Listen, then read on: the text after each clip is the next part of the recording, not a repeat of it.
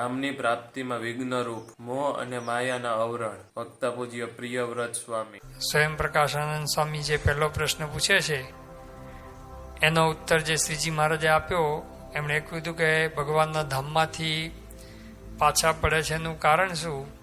તો શ્રીજી મહારાજ કહે છે કે ધામમાંથી કોણ પાછો પડ્યો? એટલે એમણે જય વિજયની વાત કરી. એટલે શ્રીજી મહારાજ કીધું કે તો સંતનો મહિમા સમજાવવો હતો, એટલા માટે એ ભગવાને એમને ધામમાંથી એ મોકલ્યા મૃત્યુલોકની અંદર. એ વાત જે શ્રીજી મહારાજે કરી કે પડ્યો કોને કહેવાય? કે જેને ભગવાનનો પાછો સંબંધ ન થાય, યોગ ન થાય, એ પડ્યો કહેવાય.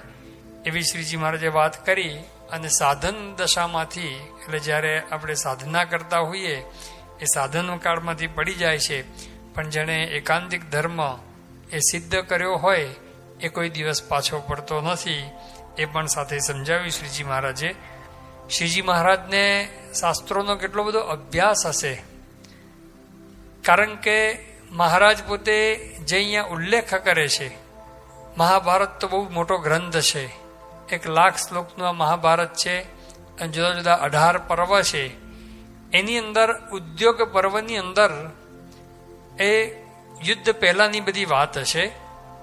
યુદ્ધની આમ તો ઘોષણા થઈ ગઈ, પછી દરેક બંને પક્ષો, કૌરવ અને પાંડવ પક્ષ, પોતે પોતપોતાના જે સૈન્ય વધારવા માટે, પોતપોતાના પક્ષની અંદર લેવા માટે બધી શરૂઆત કરી દીધી, બધા રાજાઓને મળવાનું બધું.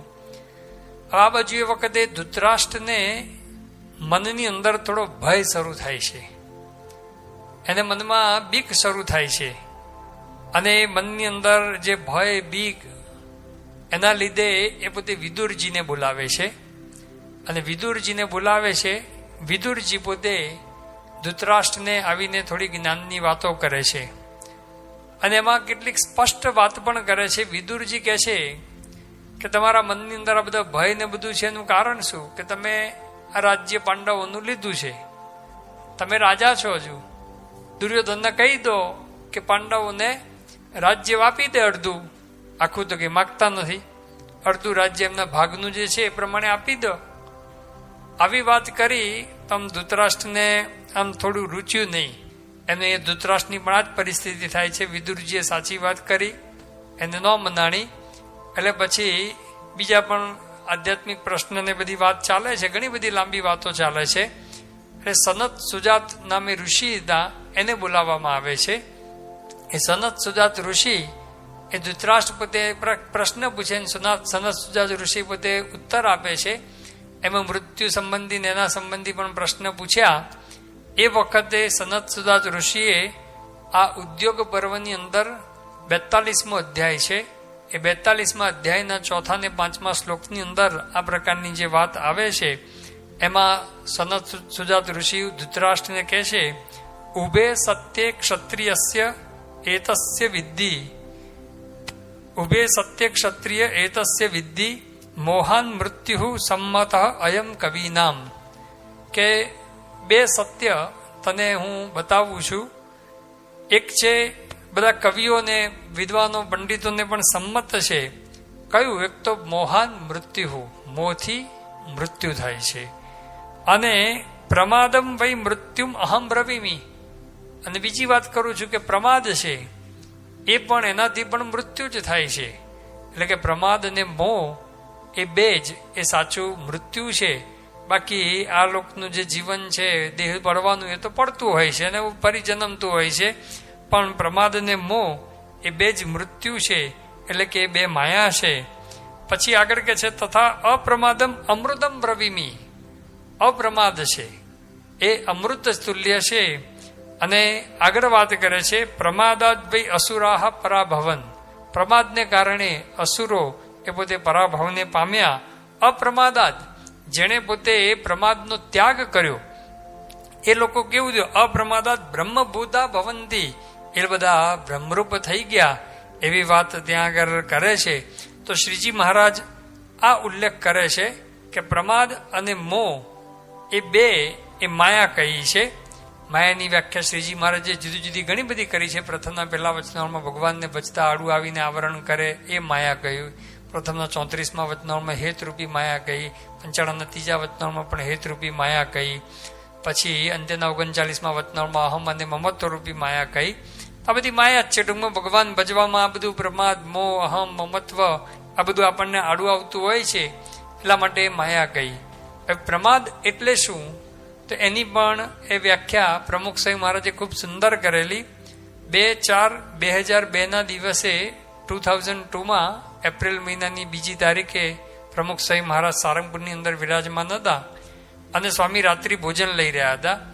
પ્રમુખ સ્વામી મહારાજ સારંગપુરની અંદર રાત્રિ ભોજન લેતા હોય કે બપોરે રાત્રે ભોજન લેતા હોય ત્યારે સંતો જુદી જુદી રજૂઆત કરે. પોતે જે અભ્યાસ કર્યો હોય અને બધું કર્યું હોય એના આધારે કંઈક પ્રવચન, કંઈ ડિબેટ કે પછી કંઈ જુદી જુદી રજૂઆતો સંસ્કૃતની અંદર, હિન્દીની અંદર બધી રજૂઆત કરે, જેથી કરીને જે પોતે અભ્યાસ કર્યો છે એ વિદ્યા પાવન થાય સત્પુરુષ આગળ.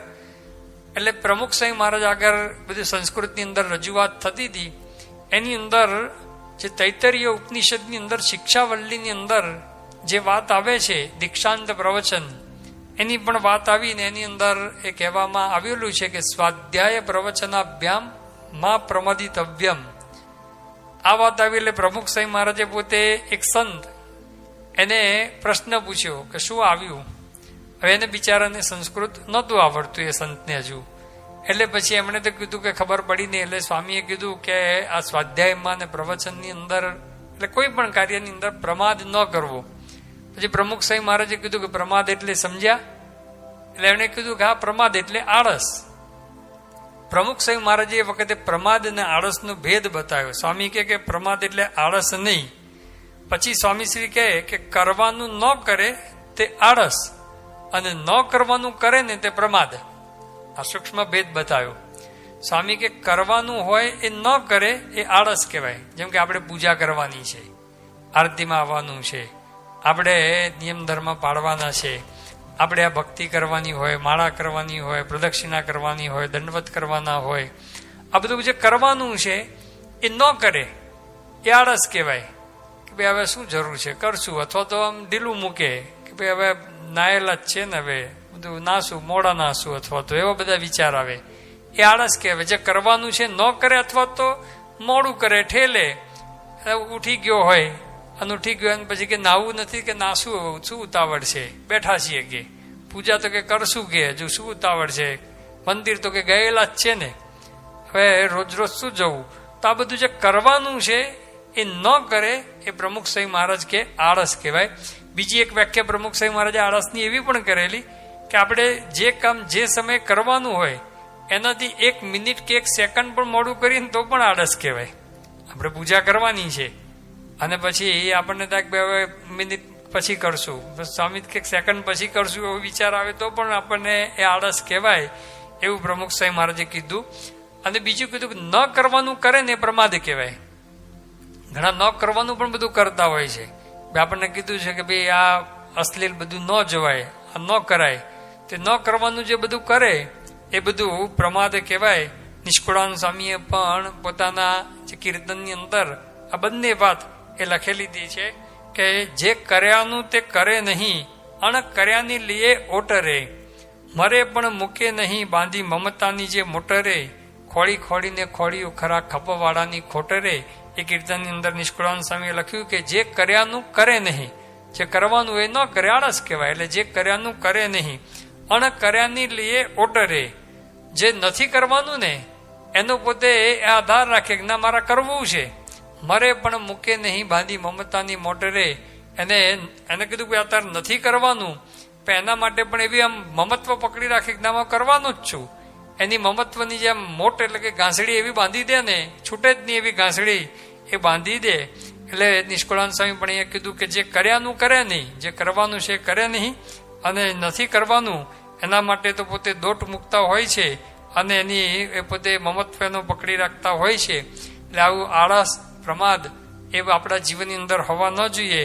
આમ તો હકીકતની અંદર એવું જ છે કે જે કરવાનું છે એ ન કરીએ ને આપણે એ તો પછી પ્રમાદ આવવાનો જ. જે કરવાનું છે ન કરીએ આળસ કહેવાય. એ આળસ જો આવશે તો પ્રમાદ પણ ભેગો આવવાનો.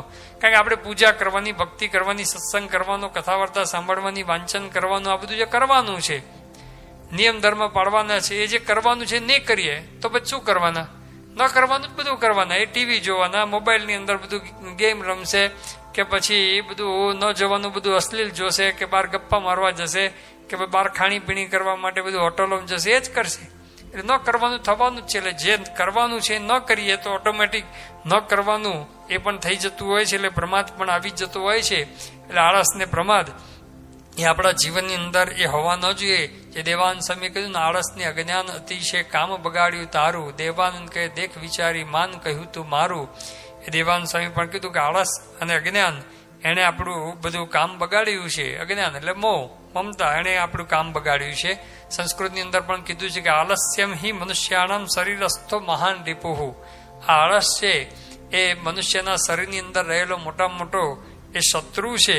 લોયાના 6ઠ્ઠા વચનોની અંદર મહારાજે કીધું કે જે પૂજા પાઠ કરવાનું હોય કે ધ્યાન ધારણા બધું કરવાનું હોય એમાં હમણાં કરશું સી ઉતાવળ છે, એવું જે આળસુ હોય એનો એ સંગ ન કરવો, એ પણ શ્રીજી મહારાજે પોતે એ વાત કરી છે. મહારાજે ગુણાધ્યાન સ્વામી કીધું નવરાશ હોય ત્યારે ભગવાનની મૂર્તિ લઈને બેસવું.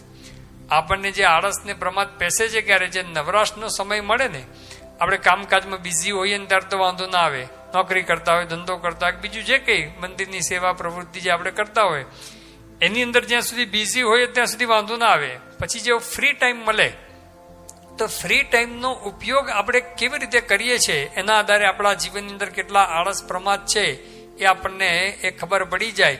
એ ફ્રી ટાઈમનો ઉપયોગ એ આપણે પછી કંઈ ન હોય તો એ છાપું વાંચવામાં કરીએ. ભાઈ કંઈ જરૂર નથી. સવાર વાંચી લીધું હોય તો સાંજે નવરો પડે ને તો કે છાપું વાંચીએ, લાવને પડ્યું છે શું છે, કે ટીવી જોઈએ, કે લાવન ચાલુ કરીને શું કંઈક નવું આવ્યું છે, એમ કરીને એ ખોટો એ બધો ટાઈમ વેસ્ટ કરે.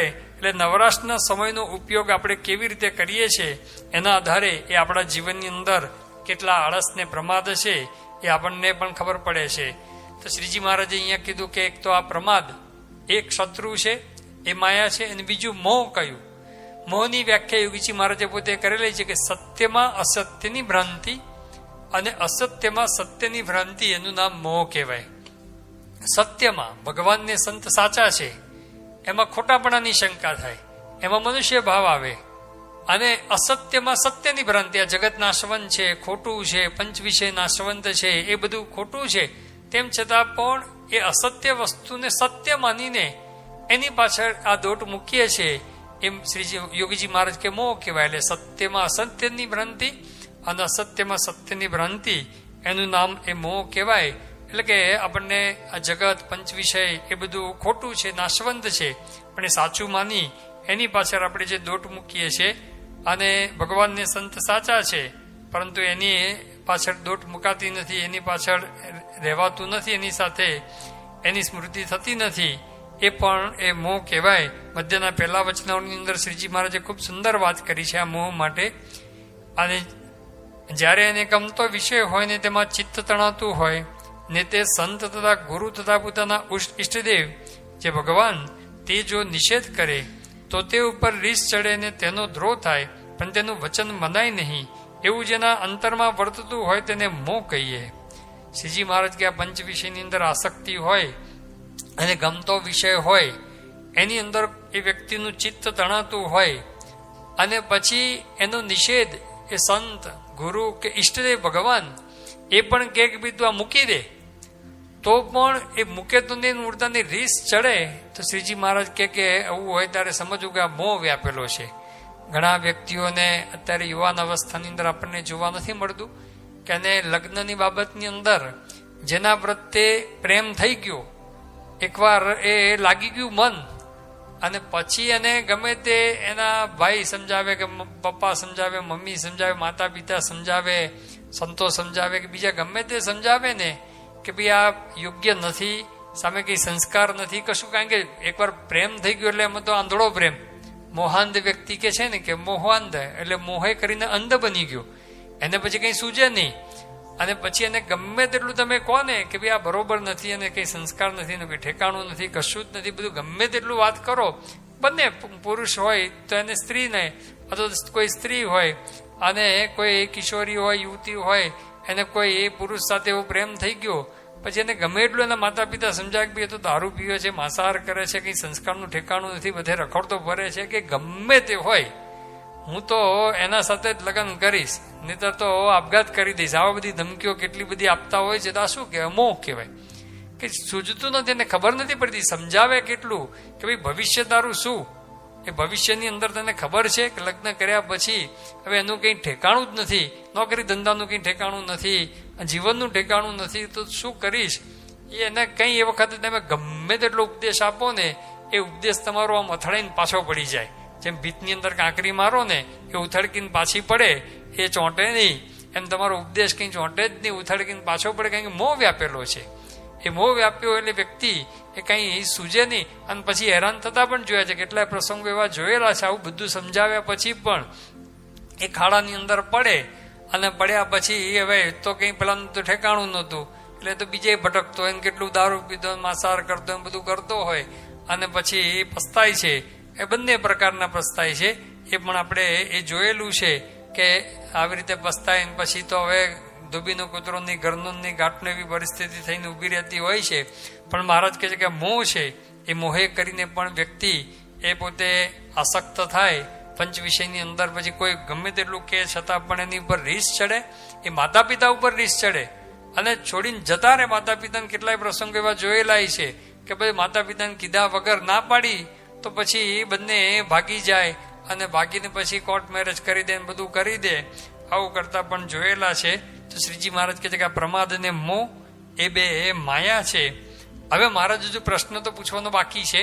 પ્રશ્ન હવે એ પૂછે છે, માટે આપણે ત્યાગી એવા ભગવાનના ભક્ત કહેવાઈએ છીએ ને તેમાં જેને પ્રમાદ ને મોહ વર્તતા છે ને ભગવાનના મહિમાનું બળ લઈને તે ભક્ત પ્રમાદને ને મોહને ટાળ્યાનો ખટકો નહીં રાખતો હોય, તે ભક્તને દે છે તે કેવું સુખ હશે અને મરીને તે કેવા સુખને પામશે, એ પ્રશ્ન છે. મહારાજ કે પ્રમાદ ને મોહ બે શત્રુ છે. પછી મહારાજે આપણે શબ્દ વાપરેલો શ્રીજી મહારાજ માટે છે જ નહીં, મહારાજ તો સર્વોપરી ભગવાન છે. પણ આપણે એમના આશ્રિત ભક્તોએ સમજવાનું, તો જે આશ્રિત ભક્ત છે એના જીવનની અંદર પ્રમાદ ને મોહ હોય, તેમ છતાં પણ ભગવાનના મહિમાનું બળ લઈને પ્રમાદ ને મોહને ટાળ્યાનો ખટકો ના રાખે. તો શ્રીજી મહારાજ કહે છે કે એને દેહ છતાં કેવું સુખ હશે અને મરીને કેવા સુખને પામશે, આવો પ્રશ્ન પૂછ્યો. મુક્તાન સ્વામી યોગીજી મહારાજનું નિરૂપણ કરે છે કે મુનિઓ બધા ભેગા થઈને મિટિંગ ભરાઈ કે આપણને આ કોણ પાડે છે. પછી થયું કે ભાઈ મોહ પાડે છે. આ મોહ પછી તો મોહની સામે લડે એ કેવો મર્દ કહેવાય. અને કે પાખરિયા નરને કંઈક પાડ્યા, મોટા મોટા દિશાઓના જીતનારા હોય, આને બધું આમ મોટો નદીઓ ને સમુદ્ર પણ આમ અંજલિની જેમ પી જનારા, પર્વતને પણ પગથી ઠેલી નાખનારા, એવા મોટા બધા દિશાઓના જીતનારા ખરેખરા એને પણ યોગીજી મહારાજ કે પાખરિયા નરને કંઈક એટલે હજારો લાખોને પાડ્યા. યોગી બાબા કે કોણ? ગામના લોકોએ પાડ્યા, મોહે પાડ્યા. એ મોહે આ બધાને પાડી દીધા. અને કેવા એકલ શૃંગી, શશી કહેતા ચંદ્ર, સૂર્યરાજ કહેતા ઇન્દ્ર, એવા મોટા મોટાને પણ પાડી દીધા. એ વાતે કંઈકની લાજ લીધી ખરી, એક ગુરુદેવથી એ જ ભાગે, તે ગુરુદેવ તો તાહરી કોર છે, જડમતી તોય નવ બુદ્ધિ જાગે. મુક્તાન સ્વામી કે એવા તો હજારો લાખો ને કરોડોની બધાની લાજ લીધી છે, એક ગુરુદેવથી એ જ ભાગે. આવા શ્રીજી મહારાજ અને શ્રીજી મહારાજના અખંડ ધારક એવા જે ગુરુ છે, અક્ષર બ્રહ્મ ગુરુ મહંત સાંઈ મહારાજ, પ્રમુખ સાંઈ મહારાજ જેવા ગુરુ છે, એનાથી એક કરોડો અબજો યોજન દૂર ભાગે છે. અને કે છે હવે મુક્તાન સ્વામી તે ગુરુદેવ તો તાહરી કોર છે, જેનાથી આ મોહ ભાગે છે કરોડો યોજન દૂર, એ ગુરુ આપણા પક્ષની અંદર છે. એ ગુરુનો આશરો થયો છે, એનું શરણું આપણને થયું છે, એવા શ્રીજી મહારાજનું શરણું થયું છે. એટલા માટે કે તે ગુરુદેવ તો તાહરી કોર છે, માટે એના બળે કરીને મહારાજ કહે છે કે જે ભગવાનનો ભક્ત છે એને ભગવાનનો આશરો છે, આવા ગુરુનો આશરો છે. એટલા માટે એ પોતે મોહને સામે લડી શકે છે, એને ટાળી શકે છે. તો શ્રીજી મહારાજ અહીંયા કહે છે કે એને ટાળવાનો જે ખટકો રાખે, ગાફલાઈ રાખે, તે ભગવાનનો ભક્ત હોય તો પણ સારો નહીં, ભલે ટળે નહીં, જીવનના છેલ્લા શ્વાસ સુધી ટળે નહીં તો પણ એને ટાળવાનો જે ખટકો રાખે છે, એને શ્રીજી મહારાજ પોતે શ્રેષ્ઠ કહે છે. મહારાજે પ્રથમના 70મા વતનાવળમાં આવી રીતે જે લડાઈ ચાલુ રાખે છે અંતઃશત્રુની સામે, તો શ્રીજી મહારાજે કીધું કે એને શાબાશ છે, ભગવાનને સંત એની ઉપર રાજી થતા હોય છે. એટલા માટે આ ખબરદાર થઈને મહારાજે સારંગપુરના 11મા વચનામૃતમાં કીધું, જો મંડે તો દેહ છતાં એ બધી કસર એ ટળી જતી હોય છે. તો શ્રીજી મહારાજ આપણને આટલી વાત સમજાવે છે કે પરમાત્મામાં ભગવાનની પ્રાપ્તિ થઈ છે, વાત સાચી છે. મહિમા સત્પુરુષનો મહિમા છે એ પણ વાત સાચી છે. અલૌકિક પ્રાપ્તિ થઈ છે એનો કેફ રાખવાનો છે, પણ સાથે સાથે આ પ્રમાદ મોહ વગેરે શત્રુ ટાળવા માટેનો એક ખટકો પણ રાખવાનો છે. એ પણ શ્રીજી મહારાજ આપણને એ વાત સમજાવે છે.